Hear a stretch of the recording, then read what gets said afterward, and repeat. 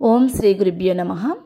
చాలామంది సాధకులు చాలా ప్రశ్నలు అడుగుతున్నారు. వారికి సమాధాన రూపంలో ఆడియో రికార్డ్స్ పెడుతున్నాను. నాకు సమయం దొరికినప్పుడు చాలామంది లైవ్ చేయండి అమ్మా, కొన్ని ప్రశ్నల రూపంలో మేము అడుగుతాము, లైవ్లో సాధన చేద్దాము, జూమ్ ఇంతకుముందు పెట్టారు మళ్ళీ పెట్టండి, కంటిన్యూ చేయండి అని అడుగుతున్నారు. వాస్తవానికి నాకు సమయం అనేది చాలా తక్కువ ఉంది. ఎందుకంటే ప్రతి ఒక్క సాధకులతో నేను మాట్లాడాలి. ఎందుకంటే వారికి ఎవరో అంటే నాకు కాల్స్ మాట్లాడే వాళ్ళు ఉన్నా కానీ వారికి అర్థం కాకపోవచ్చు, మళ్ళీ నా దాకా వస్తుంది కనుక డైరెక్ట్గా నేనే మాట్లాడడం అనేది జరుగుతుంది. ఎవ్రీడే కొత్త వాళ్ళు ఫోన్లు చేస్తుంటారు, మళ్ళీ పాత వాళ్ళకి డౌట్స్ ఉంటాయి, కొంతమంది ప్రాబ్లమ్స్తో వస్తుంటారు. మరి ఇలాంటివి కూడా మనం ఎలా వీటి నుండి అధిగమించడం అని కాదు, ఆ కర్మని పూర్తిగా తొలగించుకునే ప్రయత్నం చేయాలి అని చెప్తున్నాను. సమస్యలు అంటే కర్మలు, గత జన్మ తాలూకు కర్మలు మనకు సమస్యల రూపంలో, ఉద్యోగాల రూపంలో, వస్తువు విషయము మనుషుల రూపంలో మనకు ప్రాప్తిస్తుంటారు అన్నట్టు. మరి కొన్ని ప్రాబ్లమ్స్ మనం ఫేస్ చేయలేమన్నట్టు. చేయని నిందలు మీద పడడము, లేకపోతే ఇంట్లో ఫ్యామిలీలో ఒక్కరు సఫర్ అవుతున్నా కానీ మనకు ఆధ్యాత్మిక పరంగా సాధనలో ముందుకు పోవాలి, సాధన చేయాలి అని మనకు తోచదన్నట్టు. ఇది ప్రతి ఒక్కరికి అనుభవంలోకి వచ్చి ఉంటుంది. ఇలాంటి వాళ్ళకు హెల్త్ కోసము, వెల్త్ కోసమని, ధన్వంతరి అని హెల్త్ కోసం చేస్తున్నాము. హోమ ప్రాసెస్ పెట్టామన్నట్టు. నిజంగా ఎవరండి భగవంతుడికి భోజనం పెట్టేవాళ్ళు నిండారా? చనిపోయిన వాళ్ళకు కూడా మనం ఎన్నో చేస్తూ ఉంటాము, అదంతా చేసుకొని మనమే తినేస్తూ ఉంటాం అన్నట్టు.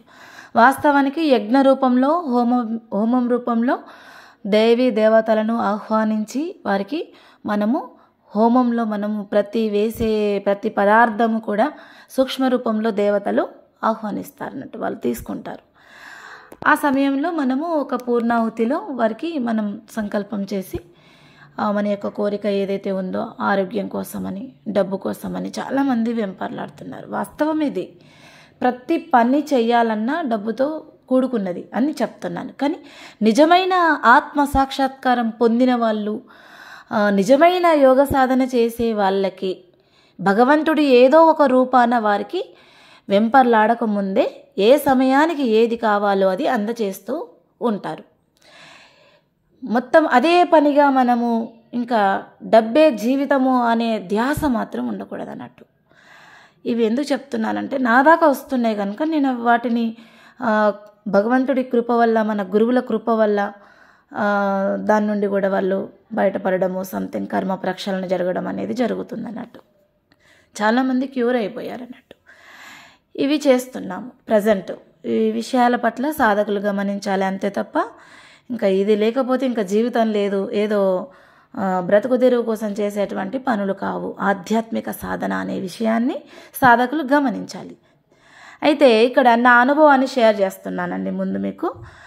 ఇది నేను 1 సంవత్సరం లోపు అనుభవాలు చాలా చాలా జరిగాయి. ప్రతి క్షణం అంటే మీరు నమ్ముతారో నమ్మరో, ప్రతి నిమిషము నన్ను నేను గమనించుకోవడము, నేనేం చేస్తున్నాను, ఏం మాట్లాడుతున్నాను, ఏం ఆలోచిస్తున్నాను, నా మాట వచ్చే ముందు నా ఆలోచన విధానం ఎలా ఉంది, నా ఆరోగ్యం ఎలా ఉంది అనే విషయాన్ని గమనించుకుంటున్నాను అన్నట్టు. అసలు వాస్తవానికి ఎక్కువ నేను సాధన చేసింది పడుకొని సాధన చేసేదాన్ని. నమ్ముతారో లేదో మీరు, నాకు తెలియదు. కానీ నేను చేసేది నేను చెప్పాలి. నాకు చెయ్యని విషయాలు అవసరం లేదు. నాకు ఏ బుక్ నాలెడ్జ్తో నేను చెప్పట్లేదు. సాధకులు గమనించాలి. ఎందుకంటే వెన్నెముక డ్యామేజ్ అనేది అది ఎలాంటి పరిస్థితుల్లో సాధన చేశాను అనేది మీకు అనుభవం రావాలి. గుర్తు చేసుకోండి ఎలా ఉంటుందో. ఒకసారి మన ఎదుటి వాళ్ళ కష్టాలు చెప్పినా, సుఖాలు చెప్పినా మనం వారి యొక్క స్థితిలో ఉండి మనము ఆలోచించడం అనేది నేర్చుకోవాలి. ఎంత బాధ ఉంటే కానీ నేను ఆ సాధన ఎలా చేశాను, పడుకొని ప్రతిరోజు సాధన చేస్తూ నన్ను నేను గమనించుకుంటూ నిద్రపోకుండా ఎరుకతో చేసేదాన్ని, ఒక అవేర్నెస్తో సాధన చేసేదాన్ని అన్నట్టు. అయితే ఈ విషయాలు నేను అనుభవాలు గ్రూప్లలో ఉన్న వాళ్ళకి, నా యొక్క దీక్షలు ఇచ్చిన తర్వాత, నా ద్వారా సాధన దీక్ష పొందిన తర్వాత ఒక 3 గ్రూపులు నడుస్తున్నాయి ప్రజెంటు. ఆ గ్రూప్లలో ఆడియో రికార్డ్స్ పెట్టడం జరిగింది. నేను బట్టబయలు ఎందుకు చేయాలి, బయట ఎందుకు పెట్టాలి, యూట్యూబ్లలో ఎందుకు లేండి అని అనుకున్నాను అన్నట్టు. గ్రూప్లో ఉన్న వాళ్ళకి మట్టుకి తెలుసు ఈ విషయం. నేను షేర్ చేసిన విషయం అనేది వాళ్ళకి తెలుసు, ఎలా చేశాను సాధన అని చాలా పూర్తిగా వివరించాను అన్నట్టు. ఎందుకంటే ఇప్పుడు ఈ పబ్లిక్ ఎలా ఉంటుందంటే, ఎన్నో కామెడీ రీల్స్ చేస్తున్న వాళ్ళకి ఎన్నో సబ్స్క్రైబర్స్, లైక్లు అని, షేర్ అనేది నా హాస్యంగా ఉన్న వాటిని షేర్ చేస్తూ ఉంటారు. మంచి విషయము మాత్రం షేర్ చేయాలంటే వాళ్ళ మనసుకి రాదన్నట్టు. ఫస్ట్ వాళ్ళని వాళ్ళు నమ్ముకోరు కదా. అదే కామెడీగా ఉన్న సీన్స్ అలాంటివి, లేకపోతే వేరే పిచ్చి పిచ్చి విషయాలన్నిటిని షేర్ చేస్తూనే ఉంటారు అన్నట్టు. ఇది చాలామందిలో జరుగుతుంది ఈ విషయము. మంచిని షేర్ చేయడం అనేది నేర్చుకోవాలి ఎప్పుడైనా. యూనివర్స్కి నువ్వు ఏది ఇస్తావో అది 1000 రెట్లు తిరిగి వస్తుందనే విషయం మీ అందరికీ తెలుసు కదా. మన బాల్ని కదా వాల్ కేసి కొడితే మళ్ళీ రిటర్న్ వచ్చి మన చేతిలో పడుతుంది. అలాగే మనము మంచి షేర్ చేస్తే మంచి తిరిగి వస్తుంది, చెడు షేర్ చేస్తే చెడు కూడా అంతే తిరిగి వస్తుంది. చెడు విషయాన్ని చాలా షేర్ చేస్తుంటారు. అలా అని మీరు ఇది చెయ్యకండి అని చెప్పాను. ఎవరి కర్మానుసారంగా వాళ్ళు వెళ్తుంటారు. అవేర్నెస్ కోసం మాత్రమే చెప్తున్నాను. అయితే నేను ఈ అనుభవాలు ఎందుకు చెప్తున్నానంటే, చాలామంది వెన్నెముకతో బాధపడుతున్నాను అమ్మ అని ఇంటర్వ్యూ చూసి నా యొక్క వీడియోలు విని, మేము అలాగే బాధపడుతున్నామమ్మ, కొన్ని పరిస్థితుల వల్ల లేకపోతే యాక్సిడెంట్ వల్ల అసలు బెడ్ మీదకి లేస్తలేము మేము అనే వాళ్ళు కూడా ఉన్నారన్నట్టు. ఒక్క విషయం గుర్తుపెట్టుకోవాలి, దీక్ష ఎవరు తీసుకుంటారనే పాయింట్ ఇక్కడ మాట్లాడుతున్నాను. శరీరం సహకరించిన వాళ్ళు ఈ సాధనలు చేయాలి. అంటే అనారోగ్యంగా ఉన్నప్పుడు, లేకపోతే పెరాసిస్ వచ్చినప్పుడు, కాళ్ళు చేతులు పని చేయనప్పుడు ఈ దీక్ష తీసుకొని వాళ్ళకి అసలు వాళ్ళ మీద వాళ్ళకి కూడా నమ్మకం లేకుండా, ఇంకా మేము ఎప్పుడు లేచి నడవలేము, ఈ బెడ్కి అంకితమైపోతాము, ఇలాగే శరీరాన్ని వదిలేస్తామనే ధ్యాసలో ఉన్న వాళ్ళు మాత్రం ఇలాంటి వాళ్ళకి దీక్షలు ఇవ్వద్దు అని అంటారు గురువుగారు. ఎందుకంటే ఆత్మజ్ఞానం గురించి మనము కోట్ల మందికి షేర్ జరుగుతుంది. అందులో 1,00,00,000 100,000 ఆత్మసాక్షాత్కారాన్ని పొంది దైవంలో విలీనం కావడానికి ఉంటుంది. మరి ఇలాంటి సాధనలని మనం మభ్యపెట్టకూడదు, ఒకరి మీద నిందలు వేయకూడదు. నేను పలానా సాధన చేస్తే నేను ఇలా అయిపోయాను, లేకపోతే ఇలా జరుగుతుంది అని కొన్ని అనేవాళ్ళు 1-2 ఉంటారన్నట్టు. అలాంటి విషయం కొద్దీ ఈ దీక్షలు ఎవరికి పడితే వాళ్ళకు ఇవ్వము. పూర్తిగా గురువుల పట్ల శరణాగతి, సమర్పణ భావనతో ఉన్న వాళ్ళకి మాత్రమే ఈ యొక్క శక్తిపాతం ద్వారా వాళ్ళు ఎక్కడో సాధకుడు ఎక్కడో ఉన్నా కానీ, ఏ దేశంలో ఉన్నా కానీ ఫోటో కన్నుల ద్వారా శక్తిపాతం చేయడము, సంకల్పం చేయడము, మంత్రదీక్ష ఇవ్వడం అనేటివి జరుగుతుంటాయి అన్నట్టు. 4 రకాల పద్ధతులు ఉంటాయని చెప్పాను ఇంతకుముందు. అయితే ఈ దీక్షలు ఎవరికి పడితే వాళ్ళకి ఇవ్వము. ఇలా తెలుసుకొని పూర్తి శరణాగతి పొందిన వాళ్ళకి ఇస్తాము. అయితే ఈ నా సాధన అనుభవాలు చెప్పడానికి నేను ఇదంతా మాట్లాడడం జరుగుతుంది. కొంతమంది సాధకులు అడిగారు అన్నట్టు, కొంతమందికి ఇవ్వనని చెప్పాను, కొంతమందికి ఇస్తే వాళ్ళు ఇంకా ముందుకు వెళ్తున్నారు. ఆ బెడ్ మీద పడుకొని కూడా సాధన మరీ అంతా లేవకుండానైతే ఉండొద్దు. కొద్ది గొప్ప లేచి నడవడం, తిరగడం, ఎవరి పనులు వాళ్ళు స్వతహాగా చేసుకునే వాళ్ళు తప్పకుండా ఈ దీక్ష తీసుకొని సాధన చేయొచ్చు. అలా అన్నట్టు. ఇక్కడ మెయిన్ పాయింట్ గుర్తుపెట్టుకోండి, నేను నా సాధన అనుభవాన్ని మాత్రమే షేర్ చేస్తున్నాను. ఇది ఎవరిని ఉద్దేశించి కాదు. నేను ఆ సమయంలో పడుకొని అవేర్నెస్తో సాధన చేశాను. ఒకరోజు నేను పడుకొని ఉంది నా శరీరం, నేను పడుకొని విశ్రాంతిగా నా శరీరాన్ని అంతా ప్రశాంతంగా వదిలేయడం జరిగింది. ఇంకా సరెండర్ అయిపోయాను. భగవంతుడా, నేను ఇంకా లేచి నడుస్తున్నాను, లేచి నా పనులు నేను చేసుకుంటున్నాను. కానీ మున్పటిలా లేదు నా పరిస్థితి. 10 నిమిషాలు కూడా నేను ధ్యానంలో కూర్చోలేకపోయేదాన్ని అని చెప్పాను ఇంతకుముందు. తిమ్మిర్లు వచ్చేటివి, కాళ్ళు చేతులు తిమ్మిర్లు, తల మొత్తం మొద్దుబారిపోవడము, తల నుండి ఏదో వెన్నెముక కిందికి కారినట్టుగా, ఏదో జలపాతం లాంటిదో, ఏదో ఒక మందం లాంటి పదార్థం కారుతున్నట్టుగా ఇట్లా వస్తుండేది అన్నట్టు. ఇంకా సాధన ఎక్కడ చేసేది, వెన్నెముకలో గుచ్చుకున్నట్టు, పెయిన్ ఎక్కడైతే ఉందో అది గుచ్చినట్టు అవుతుండేది. చాలా ఇబ్బంది పడుతున్నట్టు. అసలు నిజంగా నేను ఈరోజు ఇలా ఉన్నానంటే యాక్సిడెంట్ అవ్వడం వల్ల నాకు ఒక పునర్జన్మ లాంటిది అనిపించింది. రీసెంట్గా 10వ నెలలో కూడా ఒక క్రియ జరిగింది, 3 నెలలు జరిగింది.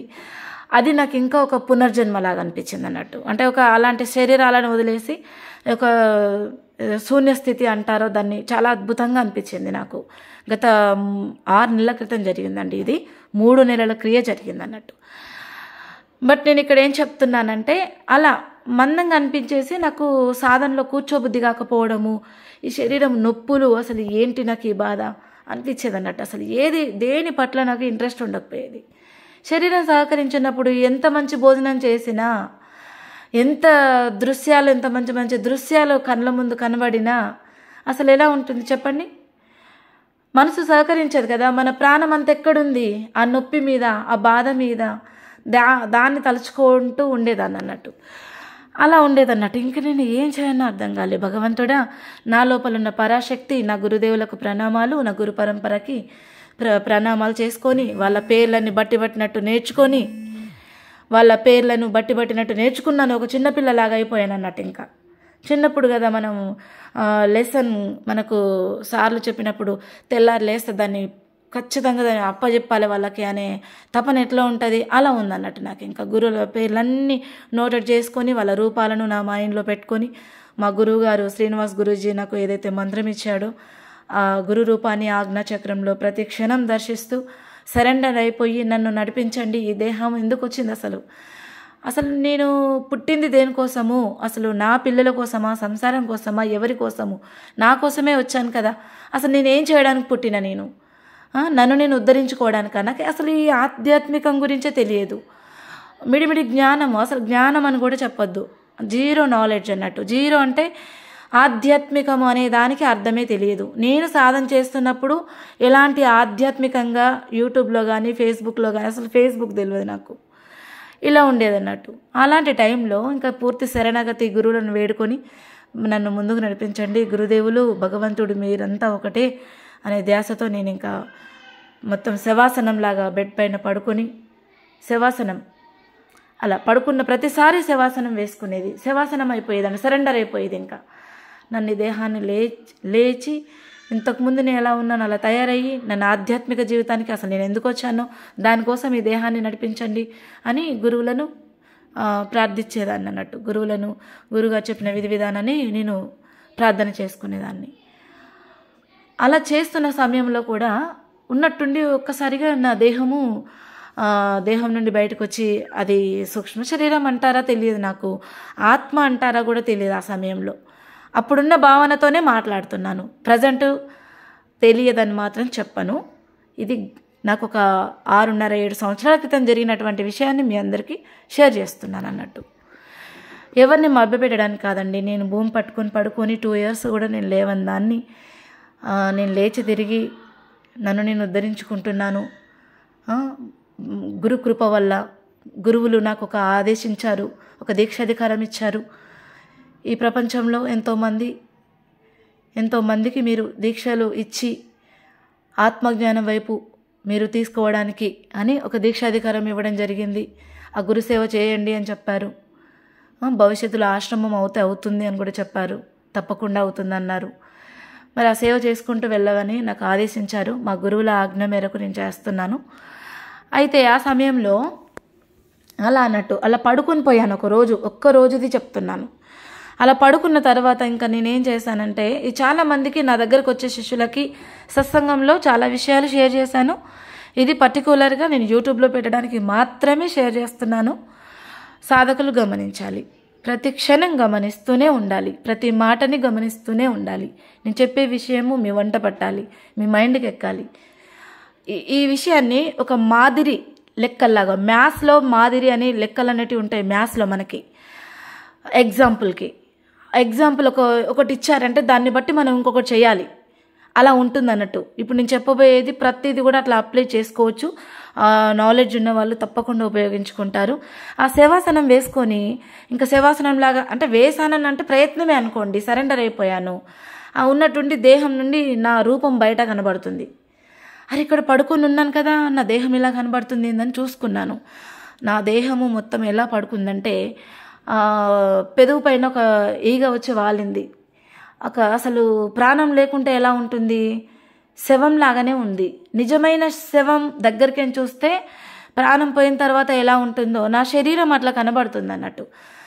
నేను రెడ్ కలర్ డ్రెస్లో ఉన్నాను, పడుకొని శవం మాదిరిగా. ఇంకా అసలు చచ్చుబడిపోయిన నరాలు చచ్చుబడిపోతే ఎలా ఉంటాయి, దేహం అలా కనబడుతుంది అన్నట్టు. ఈగలు ఆలుతున్నాయి ఫేస్ పైన అక్కడిక్కడ.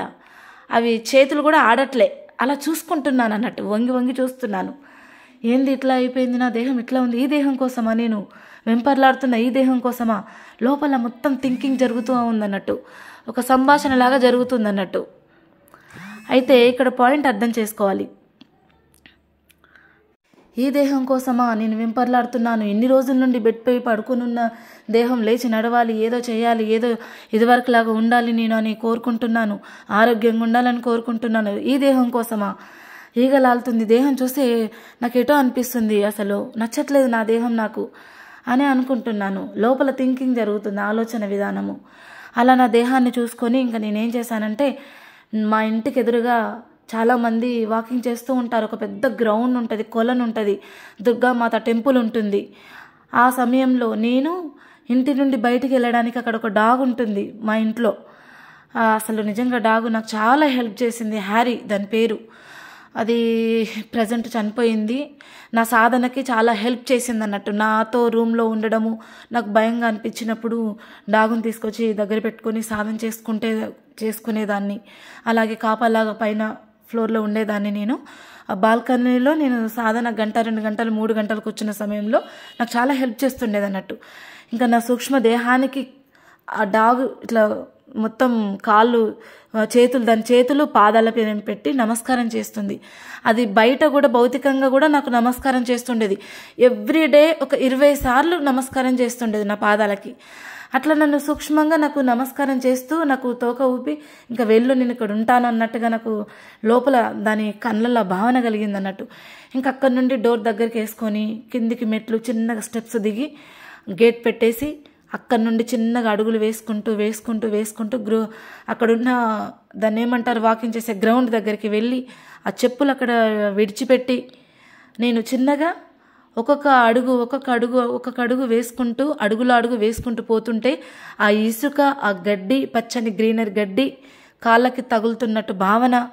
అలా ఒక 3 రౌండ్లు నన్ను నేను ఎవర్నెస్తో ఒక 1.5 గంటల 2 గంటల ప్రాంతం దాకా నేను అక్కడ వాకింగ్ అంతా చేయడం జరిగింది అన్నట్టు. అలా వాకింగ్ చేస్తుంటే నాకు ఇక్కడ శరీరంలో ఒకలాంటి చెమట లాంటిది రావడం, శరీరం అప్పుడప్పుడు జస్ట్ కళ్ళు తెరిచి చూస్తున్నట్టుగా భావన వచ్చింది. కానీ నిజానికి నేను కన్ను కూడా తెరవలేదు. అలా నేను వాకింగ్ చేసుకొని చిన్నగా అక్కడ ఎవరిని గమనించట్లే. నేను ఎంతవరకు వెళ్తున్నానో అంతే దారి కనబడుతుంది నాకు. అక్కడ ఎటు చూస్తే అక్కడ గ్రౌండ్ వైపు చూస్తే గ్రౌండ్ కనబడుతుంది, గ్రీనరీ వైపు చూస్తే గ్రీనరీ కనబడుతుంది, కొలను వైపు చూస్తే ఆ వాటర్ కనబడుతుంది, అందులో కొంగలన్నీ ఆడుతున్నట్టుగా. ఆకాశం వైపు పైకి చూస్తే ఆకాశం అంతవరకే, ఎక్కువ దృష్టి ఎక్కడ వెళ్ళట్లే. ఎటు చూస్తే అంతవైపే కనబడి ఆ దారి గుండా చిన్నగా అడుగులు వేసుకుంటూ చిన్నగా నడుచుకుంటూ ఎటు చూస్తే అదే దృశ్యం తప్ప నాకు వేరే కనబడతలేదు, మస్క కనబడుతుంది అన్నట్టు. అలా చూసుకుంటూ వచ్చి చిన్నగా ఆ బెడ్ మీద పక్కన చైర్ ఉంటే చైర్లో కూర్చొని నా దేహాన్ని చూస్తున్నాను. మళ్ళీ వచ్చి ఇంత టైం అయిపోయింది, నేను లేవాలి అనుకుంటున్నాను లోపల ఆలోచన. ఆ దేహాన్ని అలా ఆ శరీరాన్ని చూసుకొని అందులోకి రావడానికి టైం పట్టింది నాకు, చాలా టైం పడుతుంది. అసలు లోపలికి రావట్లే. నేను ఆ మీద పడుకొని అటు ఇటు పడుకొని లేస్తున్నాను అన్నట్టు. ఇంకా లోపలికి వెళ్ళడానికి ప్రయత్నం, తెలియదు అసలు ఏం జరుగుతుందో నాకు తెలియట్లేదు. అలా పడుకొని అటు ఇటు అరగంటకి ఎక్కువ అవుతుంది టైము. బాడీ మాత్రం లేస్తలేదు పైకి, అసలు స్పృహ అనేది లేదు, ఎరుక అనేది వస్తలేదు నాకు అని ఏమనగాని మళ్ళీ ఇంకోసారి గురువులను తలుచుకొని నన్ను ఆ సూక్ష్మదేహంతో ఉండి ఆ గురువులను తలుచుకొని మళ్ళీ శరీరం మీద పడుకొని ఒక్కసారి బేయడం అంటే అదేదో శబ్దంలాగా అనిపించింది. ఎవరో డోర్ కొట్టిన శబ్దం రాగానే వెంటనే శరీరం కదిలి లేచాను అన్నట్టు. లేచి కూర్చున్నాను, మొత్తం చెమటలు పట్టేసినాయి. అరే ఏం జరిగింది, ఇప్పటిదాకా నేను గ్రౌండ్కి వెళ్ళాను కదా, చూసేసరికి బెడ్ మీద ఉన్నానేంటి అని అనుకుంటున్నాను. మెల్లగా డోర్ ఓపెన్ చేసుకొని బెడ్రూమ్ నుండి బయటకు వచ్చి చూశాను, ఎవరు లేరు. వాతావరణం అంతా చాలా ప్రశాంతంగా ఉంది. కొంచెం వాటర్ తాగి సోఫాలో కూర్చొని ఆ డాగ్ నన్ను చూస్తూ ఏదో ఆనందంతో చూస్తున్న భావన కలుగుతుంది. అరుస్తలేదు కొంచెం కూడా, నన్ను చూసి అరవడం లేదు. ఇంకా నాకు చాలా హ్యాపీగా అనిపించింది. ఎంత అంటే నా దేహము ఇంతకుముందు కంటే, నిన్నటి కంటే, గంట క్రితం 2 గంటల క్రితం కంటే ఇప్పుడు చాలా హ్యాపీగా ఉంది. శరీరం అంతా పులకరించిపోతుంది, నడవాలనిపిస్తుంది. ఇంట్లో చిన్నగా వెళ్ళి చిన్న పనులు చేస్తున్నాను. ఆ వెన్నెముక నొప్పి మీద మర్చిపోయాను. అసలు చాలా హ్యాపీగా అనిపించింది. ఫస్ట్ టైం అన్నట్టు అది.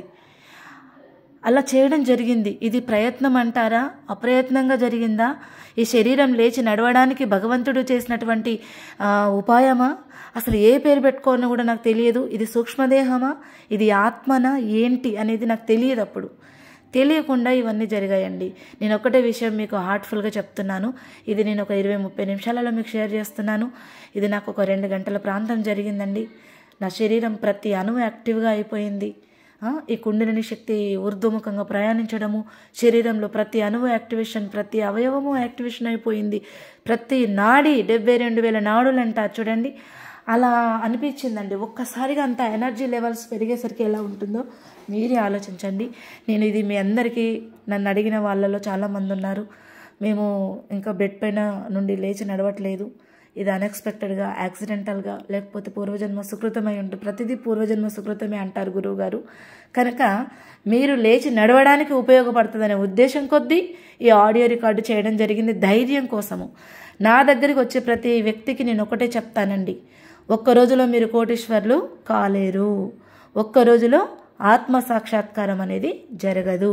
నీ కళ్ళ ముందు భగవంతుడు కూడా నీ కళ్ళ ముందు నిలబడ్డా నువ్వు నమ్మవు. ఎందుకంటే నిన్ను నువ్వు నమ్ముకోవడం మానేసి ఇతరుల పైన నిందలు వేయడము, ఇతరులని చులకన భావన చేయడము, ఒక ఈగో అంటారు దాని, అహంకారంతో చేసేటువంటి పనులు ఏవైతే ఉంటాయో సాధకులని ముందుకు పోనీయకుండా, సాధకులనే కూడా చెప్తాను, మామూలు వాళ్ళకి చెప్తున్నాను, సాధకులకి చెప్తున్నాను, అహంకారం అంతా నాకు తెలుసు అనే భావన కలిగి ఉండడం వల్ల సాధకులు ముందుకు పోరన్నట్టు. నేను నా దగ్గరకు వచ్చే వ్యక్తికి నేను ఒకటే చెప్తాను, సాధకులకి ఒకటే చెప్తాను, మామూలు వాళ్ళకి ఒకటే చెప్తాను. ఎందుకు ఇలా అంటున్నానంటే, నా దగ్గరికి చాలామంది వస్తున్నారు కనుక నేను చెప్తున్నాను డైరెక్ట్గా. ఒక్క రోజులో కోటీశ్వర్లు కాలేరు, ఒక్క రోజులో ఆత్మ సాక్షాత్కారం గంటలో జరగదు. మానసికంగా, శారీరకంగా దృఢంగా తయారవ్వండి మీరు, బల్లగుద్ది చెప్తాను. అంతే తప్ప నీ లోపల ఎన్నర్ జర్నీ జరగాలంటే ఎంత ప్రాసెస్ ఉంటుందండి, ఎంత కర్మలు ఉంటాయండి, ఎంత శూన్యస్థితికి వెళ్ళాలండి. దేన్ని అధిగమించొద్దు, ప్రక్షాళన జరగాలి. దేన్ని అధిగమించడానికి ప్రయత్నించొద్దు, ఆలోచన అధిగమించాలని ప్రయత్నించొద్దు. బాధలు, కష్టాలు, ఈ బంధాల నుండి అధిగమించాలని మనం సంకల్పం చేయకూడదు. కర్మ ప్రక్షాళన జరగాలని కోరుకోవాలి. ఈ ఒక్క పాయింట్ గుర్తుపెట్టుకోండి, మీరు తప్పకుండా లేచి నడవగలుగుతారు. ఆ నమ్మకం మీలో పెట్టుకోండి. మీ లోపల అనంతమైన శక్తి ఉంది, అది నిద్రాణంగా ఉంది. అది ప్రతి ఒక్కరికి శక్తి ఉందండి. శక్తి లేని వాళ్ళు ఎవరు లేరు. ఈ భూమి మీద పుట్టిన ప్రతి మనిషికి శక్తి ఉంది, కానీ అది నిద్రాణ అవస్థలో ఉన్నారు కనుక ఎవరికి వాళ్ళు స్వతహాగా ఇలాంటి సాధనలు చేయకూడదు. ఇది అపాయం అనే చెప్పాలి. చాలామంది ఎవరో ఊగుతున్నారనేసి వీళ్ళు ఊగినట్టు నటించడము, ఇలాంటివి పెట్టుకోవద్దన్నట్టు. ఎవరి అనుభవాలు వాళ్ళకు ఉంటాయి. ఒకరికి జరిగినట్టుగా ఒకరికి జరగదు. ఎవరి కర్మానుసారంగా వాళ్ళు సాధనలో ముందుకు వెళ్తూ ఉంటారు అన్నట్టు. ఈ జన్మని మానవ జన్మ దుర్లభమైనటువంటిది అని అంటారు కనుక ఈ మానవ జన్మని సార్థకం చేసుకోవాలి. జై గురుదేవ.